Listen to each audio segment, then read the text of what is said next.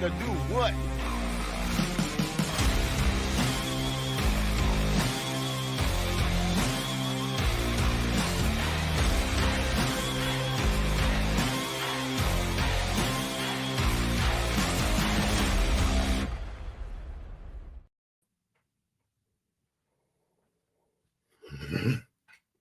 Yes, sir.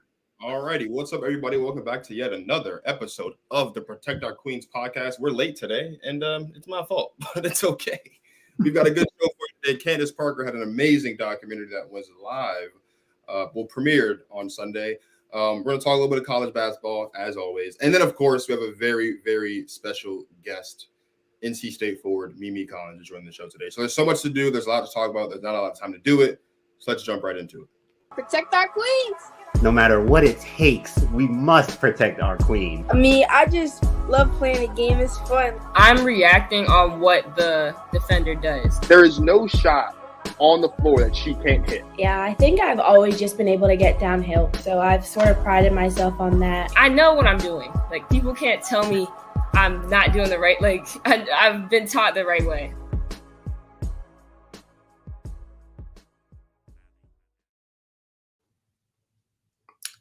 Yes, sir. Mr. Martin Stories. Dwayne Marcus. How are you? Good day to be on Protect Our Queens. We've got a great guest tonight. We've got some good stuff to get into. Tuesday is Queens Day. How was your thing in Atlanta, talking about breathing and things? Atlanta's great, still breathing, trying to teach people how to breathe, basketball players and non-basketball players, apparently. So, yeah, we're just breathing our way through the day. Yeah, that's good stuff.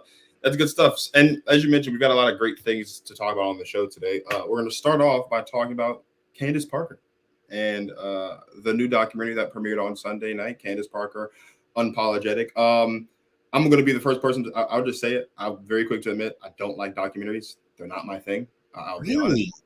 No, I'm not really a documentary guy, but sports documentaries are kind of like the exception for me. Like, I love the 30 for 30s and like the last day. That's why I was surprised. I'm like, I would assume a good sports doc would hit for you.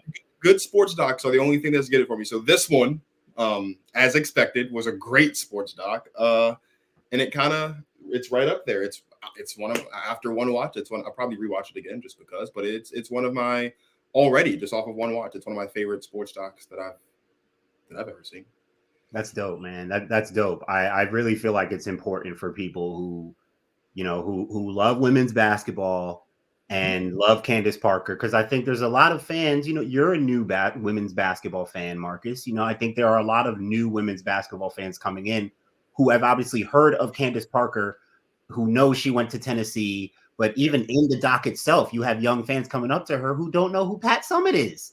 You can't not know who Pat Summitt is. So I just really appreciate it as someone who was there watching. I was there watching Candace Parker dunk in layup lines in the Elite Eight playing for Tennessee. Like, I saw a lot of what was shown and I knew who she was, but there was stuff that I even learned. It's not like I knew everything about her. I just loved, that's what I love most about documentaries, is that you learn about people's stories, things that you just never you wouldn't have known otherwise. People may not have known the extensive injury history of Candace Parker. The girl had no cartilage in either knee.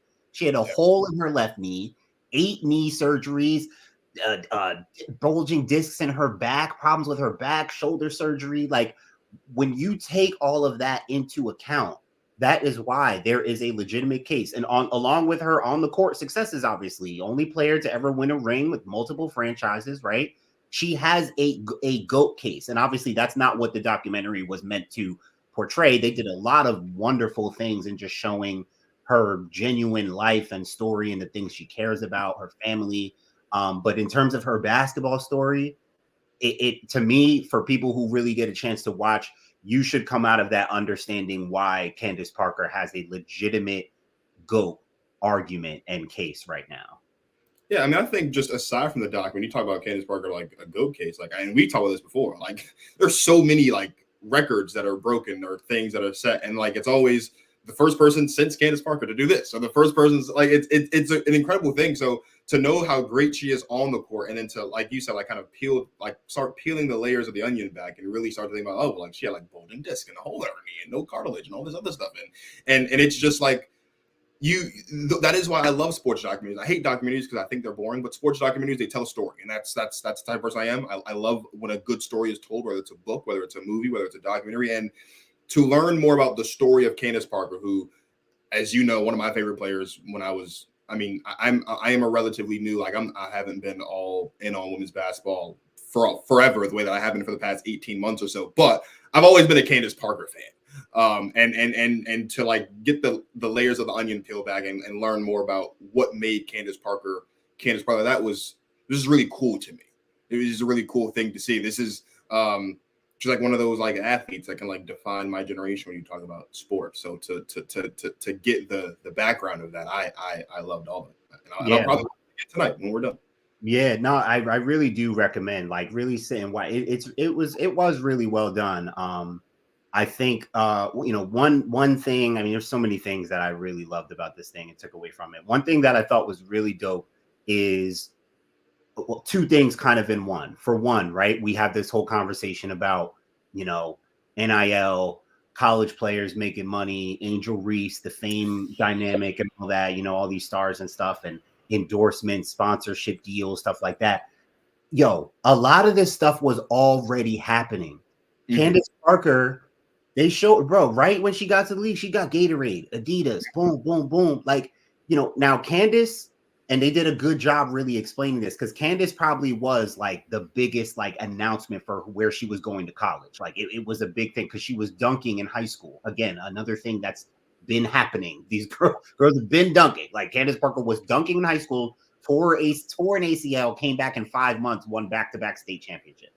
Like the legacy is just ridiculous, and the resilience is insane.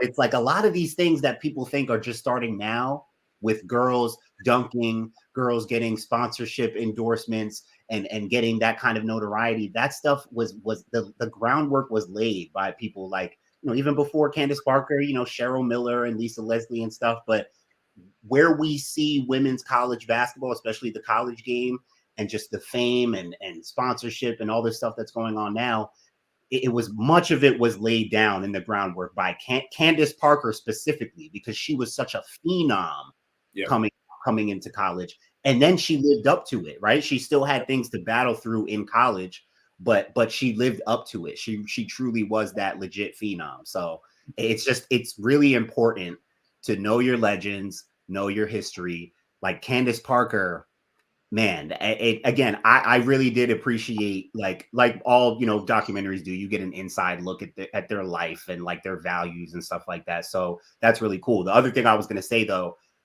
because this is such a Candace Parker thing, and since you're a fan, you should know this. Like she has like an edge. She has so I really appreciated the part in the doc when they showed like she was losing, trying to figure out how to be a winner, the frustration, the depiction, right, of a female player who wears her emotions on. Like Candace Parker is a very emotional player. She gets frustrated. She yells, she screams. She's one of those.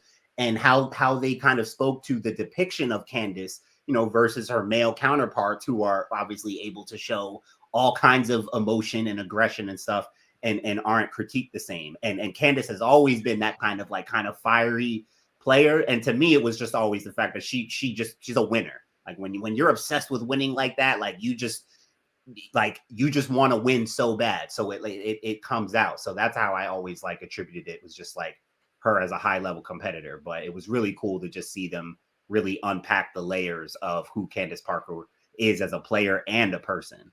Yeah. No, it definitely was. And honestly, the one thing I kept thinking about, especially after it was over, was like, I can't wait for like the next batch of docs that we're going to get about women's basketball players. Like we got a great batch of women that are playing basketball right now that we're going to get some really good documentaries about. Like Asia Wilson's getting a documentary. Like we know this. Like I honestly feel like we might get a doc about Dawn Staley just because of how great she's been as a head coach in South Carolina. Like that's probably going to be a documentary. Like there's so many great players. Sue Bird probably going to get one. She just retired not too long ago, right? When Diana Taurasi retires, she'll probably get one. But like again, not a documentary guy, but if you give me a really good story about a really good player, I'm likely going to watch. And that's what this was for me, and I enjoyed every second of it. Speaking of really good players and really good stories, let's talk about Angel Reese, who, after what was a very rough loss, first game of the season against the Colorado Buffaloes, her and LSU, they turned around. She had a great game in the second game of the season. However, they're not currently ranked number one in the country. That, of course, belongs to South Carolina after 1 week of basketball being played in college. But when you think about Angel Reese, and you think about, we kind of talk about it, being emotional, the NIL, big name, like really, really, really big name, right? What are we looking at when we're talking about just how great and just how, like, present in the space Angel Reese is? Because I feel like, I know there's a lot of people out there who just haven't quite, or who aren't ready to buy into what Angel Reese has been selling over the past year or so. Yeah, this is a really dicey conversation. It's a kind of a loaded conversation right now. I keep telling people Angel Reese she's going to be a major case study, over the next 10 to 20 years as we look back on this whole NIL wave and everything. I mean, her timing, her decision-making, going to LSU, winning the Natty, doing it in the way she did against Caitlin Clark, doing it as her authentic self, and the way she did it, it rubs people the wrong way. And, me, I like to just, talk about mainly the basketball dynamics of it, whether on and off the floor. I do think there's like this thing out there that people don't think that she's like that good. And I there are things that I wonder if, she will look to add more of a jump shooting component to her game. She's not an Asia Wilson, Aaliyah Boston type where she's automatic from 15 to 20 feet. She's a put my shoulder into your chest, drop step, power dribble, finish, tap glass, right? And talk to you about it after. Too small. Like, she's a physical banging type of player. And for me, again, just focusing on the basketball aspect of it, like, that's the biggest question is, will that translate to the W? Like, she's not going to bully girls, right? Grown women right away in the W. She may be able to get physical with some girl. Like we saw Aaliyah physically was fine, her rookie year right away, and I put Angel, kind of like right there with Aaliyah in terms of her willingness to bang and be physical. So like she's not going to shy away. She's going to be physical. Like many players, it's going to really come down to the franchise that invests in her, that picks her, and the roster that's around her. Because you look at the roster that she has at LSU, she has great players around her. It's not just her leading the ship, especially this year. I mean, she's got one of the best freshmen in the country putting up 40 balls, and she got one of the best guards in the country to transfer in, after they lost Alexis Morris last year. So she's used to having a great team around her. Can she be great without a great team around her? I'm sure she can be. It's not to say that she's not great if she can't be, but it's still early. Like, she still has time to develop things. So that's why I'm like, if she's going to develop more things, let's wait and see. But what we know already is that she is a dominant force at the college level. And as a big girl, that matters, especially translating to the W, as we know. Yeah, I mean, we know the W is a big girl's game. I don't think she'll have a problem translating just because of that. I would be interested to see what Angel Reese looks like in certain situations in the WNBA, right? Because I think the one thing that we do know is that like each situation, not just like with like, especially within WNBA, like each situation is vastly different, and it almost feels like one misstep or like one wrong, like one piece not fitting in the puzzle, and like the whole thing can go awry despite how great your best player is. And I think that's kind of what we're going to have to kind of see, right? You mentioned like it's a great team she's got in LSU, and she's played on a lot of great teams, and she's played with a lot of great players, and she's been very, very successful. And I think she's going to be great. I really just want to see what she looks like in the WNBA. I am an Angel Reese fan. I think she's fantastic. I think she is very deserving of everything that she has gotten up to this point in her career because she's earned it, right? There is no better way to market yourself than to just be yourself, right? Because if people love you for who you are, you're going to get all of the things that you deserve. And she's gotten all of those things, right? The being the first athlete to sign, with LSU, or not LSU, with Reebok under the new kind of, I don't want to say rebranding, but kind of the new reorganization with Shaq and AI, right? Like, she's earned all of it, right? Got a court named after her back in her hometown in B1. Like, she's earned every single bit of it. Like, and so that to me is, I think, the best part about this, right? Is because me as a fan, I get to look at all those people who say no one cares about women's basketball, and I get to say, oh, really? No one cares about women's basketball, but you've got this one girl who's done so much in so little time, and she's in music videos. She's throwing out pitches. In the Cardi B video, you can't tell me don't care about women's basketball when they popping up in the Cardi B video. And to me, that's the part that really is the most impactful part about Angel Reese, is because we talk a lot about how the timing that you mentioned, right? Like, there is no better time for Angel Reese's stock to be on the rise right now, because it's coinciding with women's basketball and women's sports, that stock being on the rise, right? There's so many attendance records being broken all over the place, right? I know we're basketball guys, but not too long ago we watched Nebraska women's volleyball, right, sell out a football stadium for a volleyball game, right? We saw Iowa nearly sell out a football stadium for a basketball game, right? Iowa played Charlotte not too long ago. That was a record. Like, we were seeing records all over the place. You go to soccer, like the NWSL, breaking records all over the place, right? The finals this year, just obviously being the most anticipated probably ever, breaking records all over the place. The WNBA as a whole, from viewership, breaking records all over the place. And then you've got this one girl in Angel Reese, who is kind of the face of women's college basketball right now, just because she's the best player on the national championship team from last season, and she's getting all these things. And there's so many LSU fans and women's basketball fans and little girls who see themselves in Angel Reese, who are going to follow Angel Reese no matter where she goes, no matter what of the now 13, now that we got the Bay, no matter which one of those teams she goes to, all of her fans are going to that team too. And all of this, Angel Reese's marketability, her ability to just be great, the way she's on a basketball court, all of that is good for the game of women's basketball. So as a fan, for me, the one thing I love is Angel Reese is just proving every time she steps on a basketball court that there are 100% people that care about women's basketball. Yeah, and you just can't. Like, we're starting to run out of excuses when it comes to no one cares about women's basketball, no one watches women's basketball, because you got someone like Angel Reese who's skyrocketed to the top of everything because of it.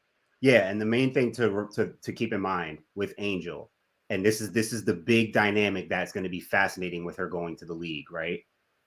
Her endorsements and sponsorships and stuff, Reebok, whoever it is, that's going to follow her to the WNBA. It's not the same platform as college, we know that, but forget about the WNBA salary. She is coming in with more endorsement deals and sponsorship money and dollars or whatever relationships than any other player ever has coming into the WNBA already. Now, that is connected to two things: her personality and her performance. Her personality is not going anywhere. So just on personality, she's good. Listen, she may not even have, if she didn't want to hoop anymore, she could just be a social media star, make money, and just do whatever she wants with that, be a model or whatever, right? So basketball is no longer right? It's a luxury kind of. As long as if she keeps performing at a high level, right? She goes to the WNBA, she performs at a high level, then she goes to a level that we haven't even seen yet, right? If she goes to the WNBA and is just like, okay, she's still going to have endorsement deals because her personality and her personal brand is that strong. It's not going to be as connected and tied to her performance on the court. Now, if she's a dud on the court, which that's the least likely scenario, if she's just terrible, she just falls off the face of the planet, she's probably going to lose a little interest and endorsement. But like, again, that's. But she's not going to do that though. Even if she stays like, and I don't think she will. But even if what we're seeing right now in LSU is the best Angel Reese will ever get, that's still a really good basketball player in the WNBA. Like without like, if she, like you talked about earlier, like how we don't quite have the mid range yet. Like if she never gets that, right? If this is the best Angel Reese we ever get, and this is who she is from now until the day she decides to retire, she's still a really good basketball player on the next level. And it's not even like it, regardless of where she's picked or the championship she's won, like that's still a really good basketball player. I don't think she'll be a dud because she's just too good at the game of basketball to be a dud. Like this is the worst she'll ever be. It won't get any worse than this. Yeah, I agree. All right. Well, we've run our mouth for 20 minutes, but of course there is someone that people came to see, and it is not either one of us. So could you please do the honors of introducing our illustrious guest for tonight? Absolutely. Let's bring on North Carolina State forward, one of the most versatile hybrid post stretch bigs, depending on how she feels like playing and cooking you that night. Miss Mimi Collins, one of the best to do it, one of my favorite big girls to watch operate, a veteran in the game. Marcus, we absolutely, at all costs, must protect our queen, Miss Mimi Collins. What's going on, Mimi? How you doing, sis? I'm doing good. How are you? Thank you for having me. Oh, thank you for coming through, and especially coming through after you guys' big win on Sunday against UConn. I was telling you before, you played such a strong game as you usually do. But I'm impressed with a few things about your team that I can't wait to kind of ask you about. But tell us about what the mentality was going into the UConn game, and kind of recap it for us. What was the game like? You guys put up 92. Yeah, you guys are looking pretty serious. So talk to us about what that game was like for you guys going in. We walked in as a team. Well, first of all, we had it on our minds like right after Charlotte. Like as soon as the buzzer went off, it was like UConn, and we just said as a team and as players like that we're the underdogs. Like don't ever forget that. Like you're an underdog, so it's like you don't have nothing to lose. Like I know we have high goals for each other. I know we want to win this. I know we're very determined. I know we have all the pieces to win this, but we're the underdogs. We're the underdogs. We have nothing to lose. So we were just going in like, give everything you got. If there's a 50-50 ball, it better be yours. And so like, that's just how we played it. That's how we played on the glass because we out-rebounded them by 12. So it was just like, we just came in, it was like, this is us. So, and we just try to show that toughness, show that we could defend and share the ball, and we got it done. For you, was the Elite Eight game from last year, double overtime, was that in your mind at all? No, it was the last year's game because I wasn't a part of that. I was at Maryland. Yeah. Right. Yeah, I was at Maryland, so I wasn't a part of the Elite Eight game. But last year, the starting five was a part of last year's game. And we obviously lost by 30 to UConn last year. So that taste in the starting five, that taste was still in our mouth. So it was just like, all right, we're not getting blown out by 30. Like we're not like the people who had their career highs against us, like they're not having their career highs against us. So we came in with a defensive mindset, not an offensive mindset. We might have put up 90, but our main goal was defense. I know it's been like something like over 2 decades since NC State has beaten UConn. Was that your first time beating UConn in your career? Yes. Really? Yeah, How many times have you played them? A few times? You played them more than a few times, huh? No, Not really? because in Maryland I played South Carolina. We play South Carolina a lot. Yeah. Right. But here, this is my second time playing UConn. Yeah. Okay. Wow. And just real quick, talk to us about, I knew about Sanaya Rivers out of high school. She was a major prospect. She was one of those who had viral dunks going around in high school. Mm-hmm. And I knew her going to South Carolina.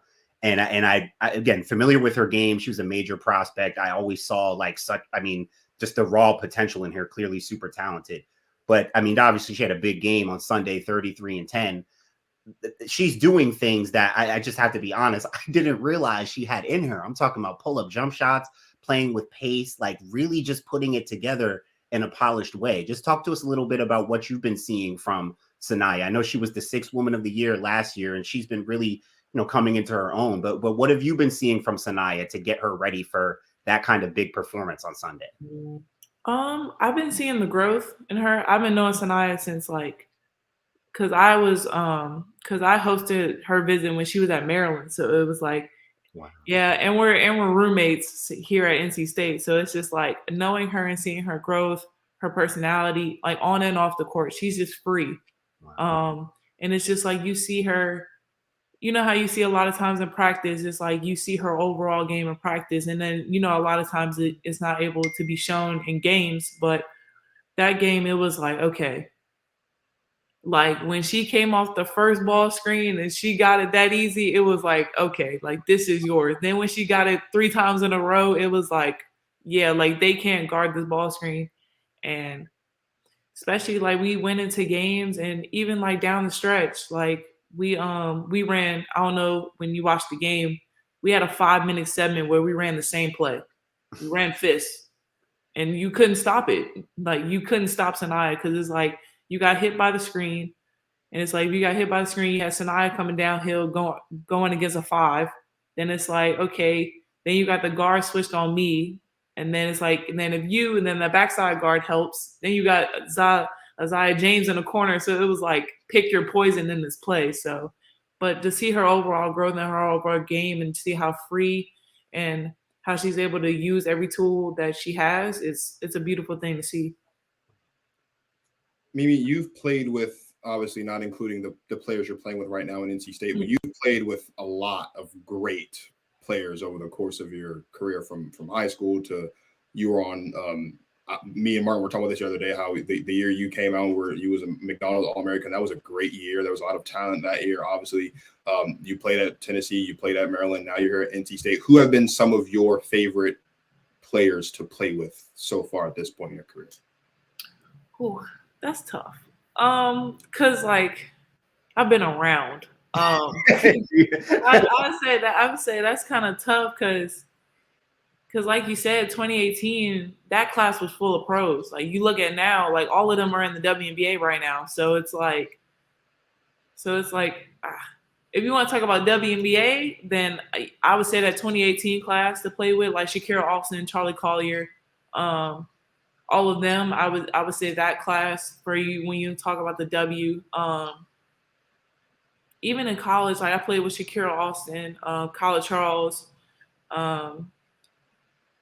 Even now, like Sanaya is going to be a pro. So it's like, you know what I'm saying? I'm surrounded with great players who, you know, who are either in the W or on their way to the W. So it's just, I've been really blessed to just be surrounded by players from point guard position all the way down to 5. So it's just being surrounded by such great talent. Even from high school, I was always on the top high school team. So it's just like, being around such great players and know how to play that and be in my role with that, I think it helped me a lot during my game. You mentioned Shakira Austin. And I'm from DC. I live right around the corner from the arena, so I go to Mrs. games often. And watching Shakira Austin play basketball I love it. I love watching her play basketball, but obviously you've played with her, right? What is it like being on a team with her? Like, what does she bring? What was most enjoyable for you about playing alongside Kira for the time that you did? Everything, because like you said, like that was my redshirt year. So I saw everything. Like I saw like what she would pull off in practice. Like she would shoot the 3, she would come off the bounce, she would bring the ball up the floor, and it was like you legit like couldn't guard her.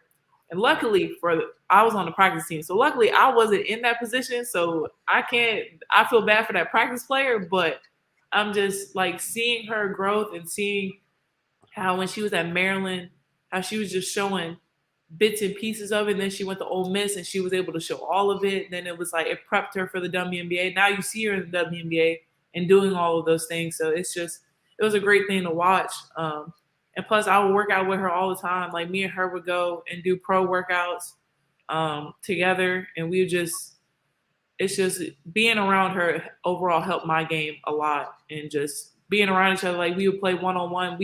It was like iron sharpen iron. So it was just like having that bump every day was a great thing.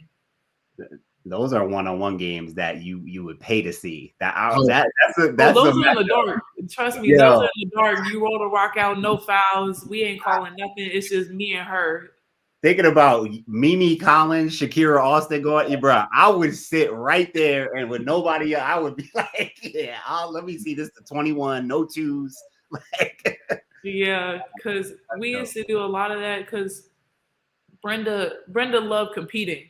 Like that was Brenda's main thing. And I was a redshirt, so I couldn't, be on the court for all of that time. So it was like, whenever Shakira, Kyla, all of them wanted extra work, that was my beat up time. That was like I get to compete against these people who are about to declare, and like I get to see where my game's at and see how what I need to do to work on my game and to stretch that.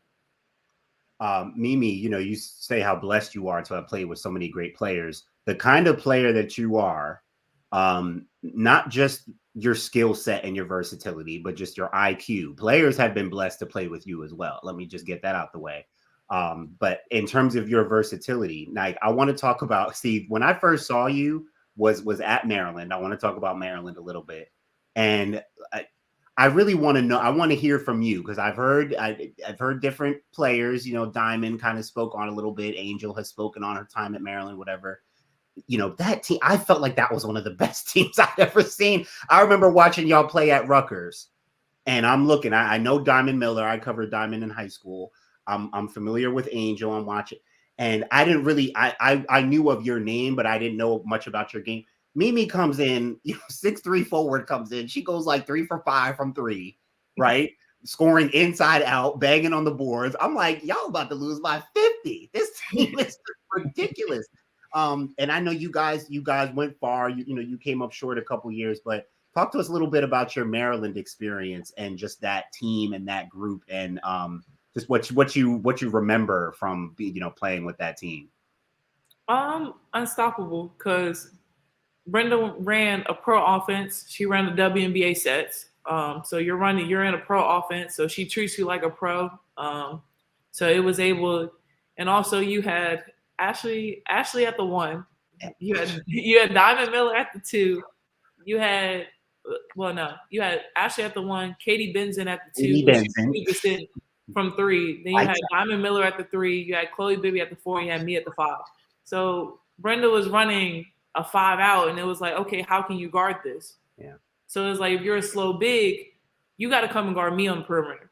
Then it's like, if you're a small forward, now you got to guard me in the post. And it was like, all right, pick your poison. So Rutgers, that was I felt kind of bad for them in that sense, but it was just like, what can you do about that? But that team was very much versatile, because you had your three people in 40 and 45% and up from 3, because that ranged from, right. I think Katie was at 50. I think Chloe was like at 47, and I was at 45 from 3. So you had to guard all 3 of us. And then you had Ashley and Diamond scoring between 60 and 70% in the paint. So it was like, you have to pick your poison on which one you want to do. So it was, and we could rebound. People thought like, oh, we're small, like we don't have no true center. And it was like, all right, but we broke records though. We broke the NBA record for most scoring, even in college. So it was like, all right, you say we can't rebound, but like, what I'm saying, the stats show up for it. So just seeing that team and just how versatile we are, and then adding Angel onto it, it was just like, now really pick your poison. And so it was just that those 2 years were a good 2 years. We were talking about Angel a little bit earlier. What can you tell us just from playing with Angel? Like any memories, stories, experiences, like especially with obviously more people knowing about her now and whatnot. But what can you tell us from your experience having played with her? Competitive. Like no matter what, like she loves to compete.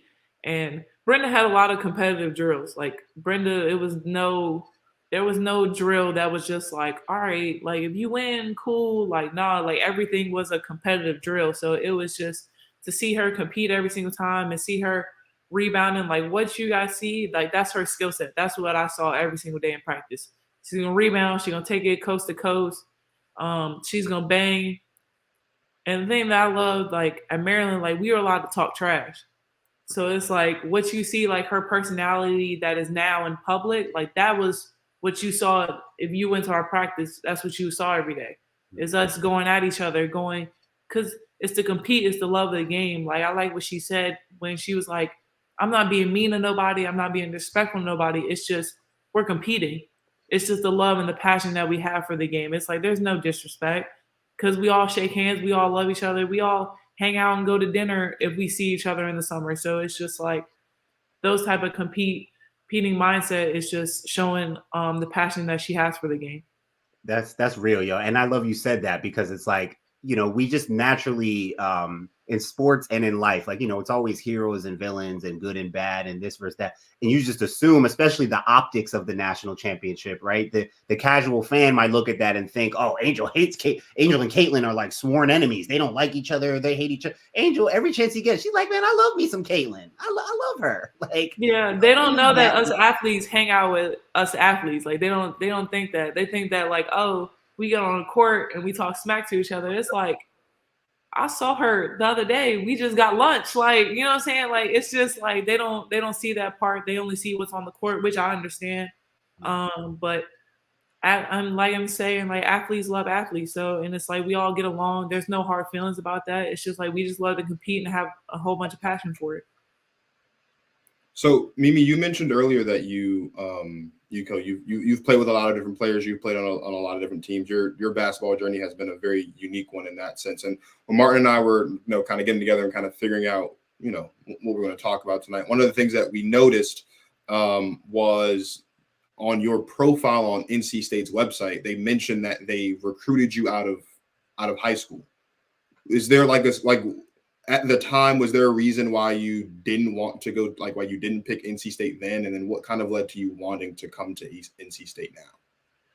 Oh, yeah. Well, Tennessee was always my dream school because when I was younger, Pat Summitt offered me before she obviously took the coaching job down. So Pat Summitt was always my go-to. Like once I got that offer, like in my mind, I wanted to commit on the spot once I saw her face. But that was always my dream school. But also looking at NC State, at the time, NC State had a lot of bigs. At Tennessee, they only had one big there because the forward, Jamie Nard, she went and declared for the W, and they only had one backup post. So they only had one forward. So coming in as a freshman, I would have been the second forward. So that's why I did it. I did it for opportunity to be able to play on that stage. Even though it was my dream school, it just felt like it was a perfect spot for me. But yeah, NC State had a lot of bigs. Even the second time around when it was like for the Maryland piece, because Coach Moore still reached out and it was like, sorry, but you still have 3 bigs. Like, you know what I'm saying? He still had a lot of bigs. So it was like, how could that work for me? And then coming in third time the charm, obviously he didn't have a lot of bigs. The situation felt right for me. The team felt right for me. I just love how they gelled together. I love like the family atmosphere, the environment, how much connected they were as a team. The sets that he ran similar sets that were to Maryland and for at Tennessee. His is a little more traditional. I know Brenda's is a little bit more freestyle, but they're similar sets when you talk about ball screens and everything else. So I'm technically still in a pro system. So it was like an easy transition for me. Mimi, your dad played, correct? Yes. How much of a role did he play in helping you become the player you are? A big one. Like I would say really, really huge because my dad didn't force basketball on me. He was like, all right, like let's try every single sport.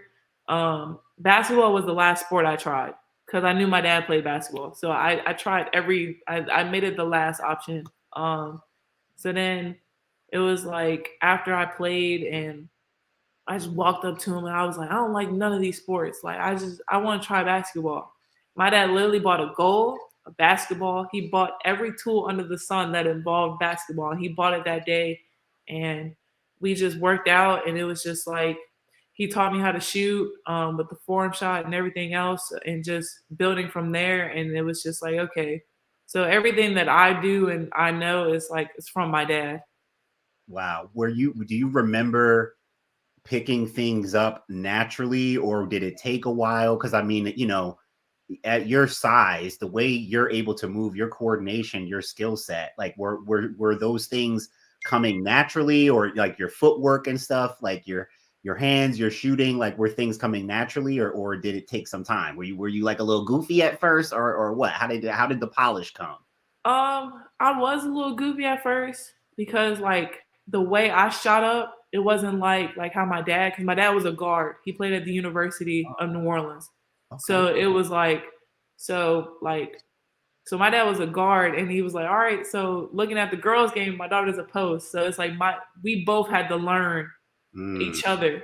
But my dad put a little bit of finesse on it. That's where you see the versatility. And he was like, all right, I'm not going to treat you like no traditional big. So it was like I never grew up to be no traditional big. Wow. So it was just like all the finesse that you see is like a sprinkle of my dad's game, like the guard game going into a post game. And it's just like trying to mix that in. That's awesome. No, I think I've asked this question every episode just because I like to start things. I like to start some drama. When's the last time you played your dad one-on-one, and how bad did you beat your dad? Well, last time I played my dad, I think, seriously, I would say middle school.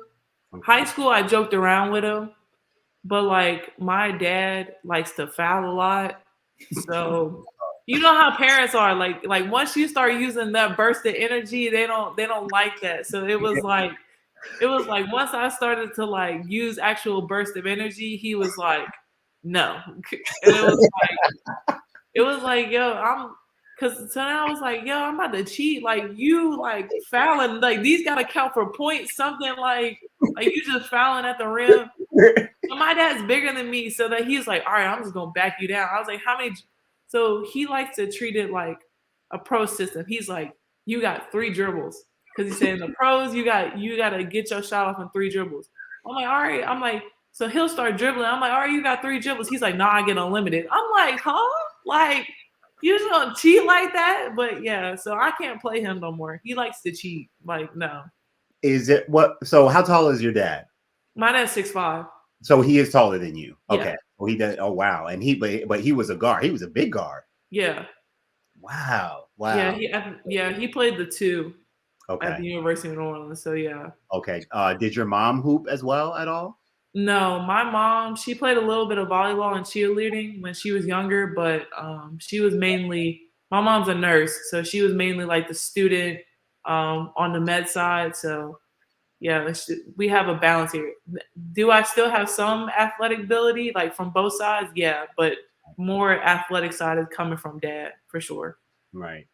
Mimi, and so what was that like for you? Like, well, tell me, because go back to what you said about like your growth spurt. Like, so when did your kind of like growth spurt start to happen? Elementary school. I was taller than everybody in elementary school. Yeah. Right. So that started real early. I was taller than everyone. I grew faster than everyone. Like my mom was buying clothes like almost every other week. So it was like, cause I just kept on growing. But I think I stopped. Yeah, I stopped growing at around my sophomore, junior year of high school. Okay. And so I just stayed the same, just the regular 6'3", and just stayed around there. So. And so what was that like for you? Like middle school, high school? I'm sure you kind of came into it and got used to it. But like, what was it like for you being, you know, the bigger girl who could also handle the ball and be versatile? Like what was that like for you? Like kind of like getting used to being that girl. A little bit different. I would say the boys didn't like it at recess. I'll tell you that. Because I didn't, and then also it was like hard because I was the athlete, so I was always around the boys. I was always playing. I have 2 older brothers, so like after school, I would go play with the high school kids and go play with my brothers and go play pickup with them. It's just like I wasn't the girl. Did I grow up with the Barbie dolls and everything else? Yeah, but it was like once I reached elementary and I was introduced to sports, I wasn't on the swings with the other girls. I was out playing with the boys, so it was just like coming with that stretch. And yeah, it was kind of hard, like dealing with, because I knew what my goals were. I knew what I wanted to. I knew basketball was fun. So it was just like, all right, don't get me wrong, I'm still gonna be a girly girl. I'm still gonna wear a dress. I'm still gonna be a lady. But it was like when recess came, like I had my sneakers on, like, you know, but just dealing with that and just I just always stayed around the boys.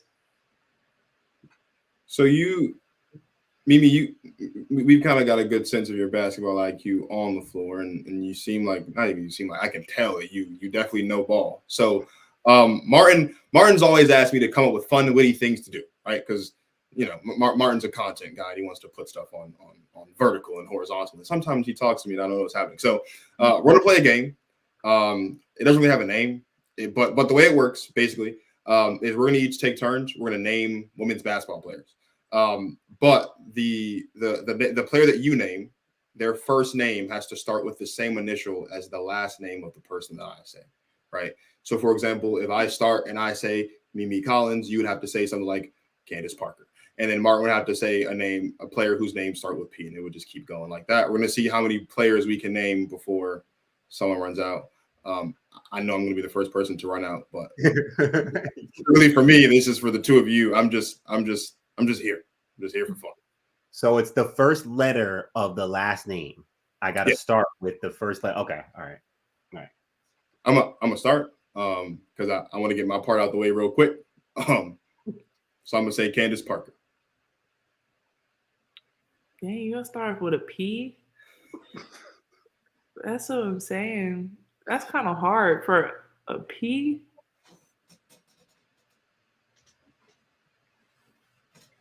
I don't know any P's. That's the thing. Like, why you gotta change it? Hard. Why can't we just name a whole bunch of Martin, say yours, and then Mimi, you can go. Peyton Pritchard.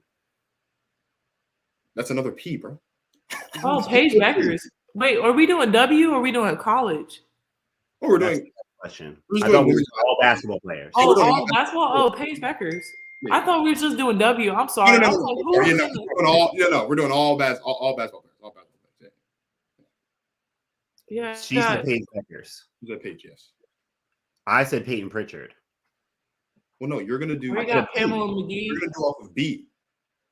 Oh, so we're going. Yeah, we're going in the order of the screen. You said to say mine, and I said mine. So I thought mine counted. Because Mimi was confused, so I thought that's okay. Brian Scalabrine. Brian Scalabrine. Skylar Diggins Smith. That's weird. Dang, why am I going blank? Oh, Shakira Austin. You should be thinking your teammates. You should have a cheat code. Angel Reese. Renee Montgomery.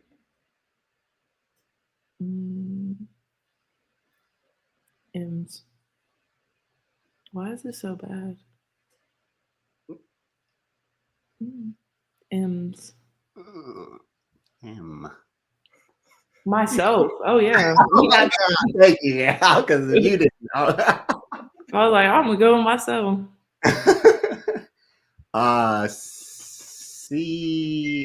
Charlie Collier, your former teammate.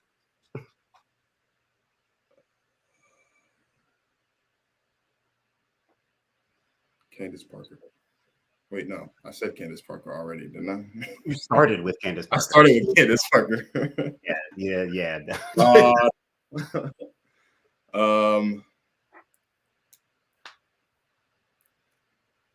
C. Give me a C.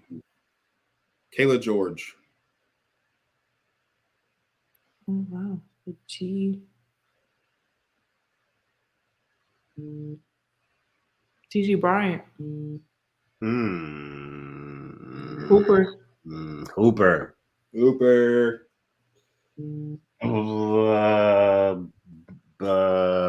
I just try to say whatever comes to mind and then just name it up as I go.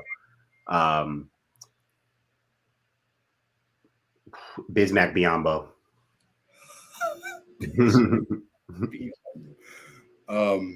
We'll do like 2 more rows of this. Brianna Stewart. Stewie. Dang, he loved the S's. Like,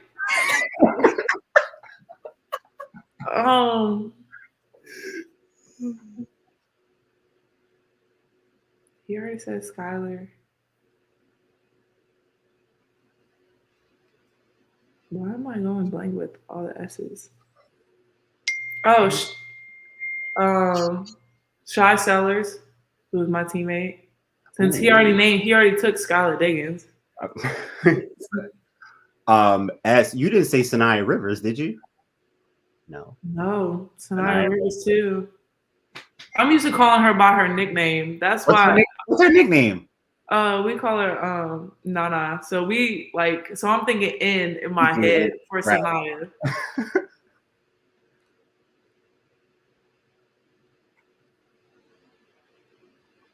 So if you want to go Sanaya Rivers, you gotta go to R. Richard Jefferson. Oh.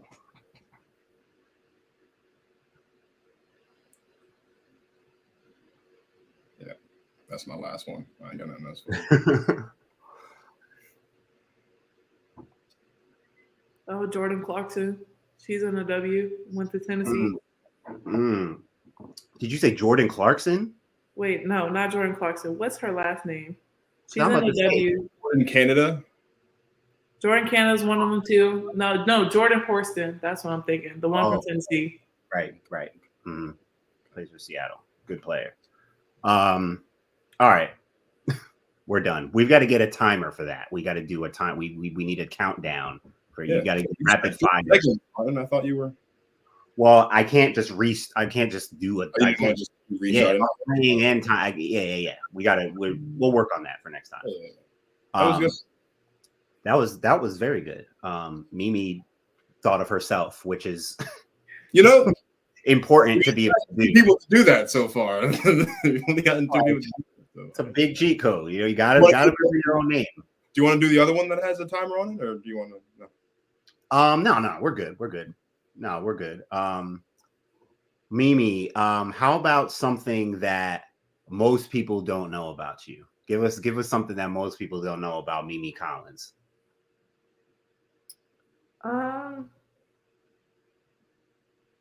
It's kind of hard because the way I play is similar to my personality. Just very blunt, honest, open, passionate. Love the game. I would say I'm very chill, relaxed. I enjoy family time more than anything. Hanging out with my friends. Just being adventurous, like anything that involves like people that I love and being around people that I love, I think is a great time. But anything just very relaxed because, as you know, as any college schedule or any schedule in general, it's very busy. So having the time management to be able to be with my family or to be able to be with my close friends and teammates, I think it's a blessing to me. What about interests or hobbies outside of basketball? What are you known for? What's your thing if basketball is not on the table? What is Mimi known for? If you can't find me, you'll probably find me in my room playing a video game. Probably. On the game? What are you playing on the game, girl? I have a lot of games, either like Call of Duty, the new Spider-Man game that came out. So yeah, I got a P5. So no, that's right. Did you beat the game? I just beat the game last week. Here's the thing, I'm a little slow with it because you know what I'm saying. We got practice. We got a lot going on. I work from home, girl, so I go downstairs. I'm like, hey man, y'all gotta wrap this up so I can go. I mean, gotta go straight to city. So, your schedule a little more hectic than mine. Yeah, but am I almost done? Yes. Like there have been days where I've stayed up for a long time just to try to beat some levels on my off days. So yeah. Locked in. I love it. I need a P5, man. Go ahead and get you one. They dropped the prices now. They sure did. I gotta go get P5. What percentage are you at, Mimi? Do you know off the top of your head? What level I'm at? What percentage do you have done in the story? Do you know? I'm on level 27. Oh, you're on 27. Okay. Yeah. All right. Cool. Okay. All right. Yeah. So I think I'm towards the end where like I'm fighting Crab and Hunter. Mm-hmm. Yeah. So I'm at that part. That story gets deep. That thing is too deep for a video game. I feel like I'm watching a movie. No, but like some of the movie trailers do be coming out like that. Like I don't know, like they're dropping Kraven the Hunter, the movie, and it's like it's showing some parts of the video game. I feel like the video game is the trailer for the movie. Right. I did peep that. It's crazy. Absolutely. Mimi, so we also want to ask you, as we close out with you tonight. We so appreciate you being here. Mm-hmm. We want to ask your top 5 queens right now. So this is Protect Our Queens. We want to know from you who your top 5 queens are, which are just any women in your life or that you're inspired by, that you're listening to, that give you that that energy that you need on a daily basis to operate as Queen Mimi out here. Who are your top 5 queens? My mom, for one. She's always gonna be at the top of the list. I'll say my mom. I'll say my grandma for sure. That's 2. Um, ooh, because the rest are like,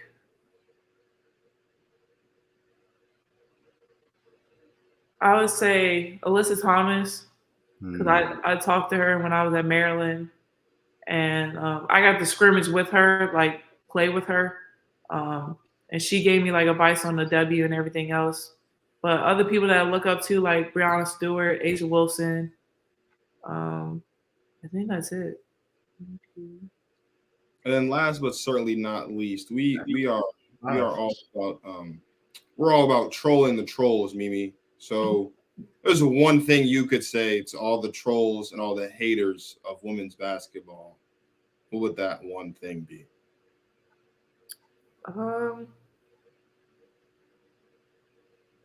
I would say don't knock it till you try it. Like everybody thinks that, you know, like women's basketball can't do this, women's basketball can't do that. And then sometimes it be fans like, well, not here at NC State because we have a great fan base, but like even in the world, like if they came to a rec and we showed up to the rec, it's like, all right, come play with us. That's our thing. It's just like, you know what I'm saying? Because a lot of people say that even like on the men's side, like people say like, oh, well, he can't do this, he can't shoot, he can't do this. And it's like, all right, be on his level. Come play, come step on the court and come lace up with him and then try to guard him. And then because you know, pickup is different from a whole basketball game.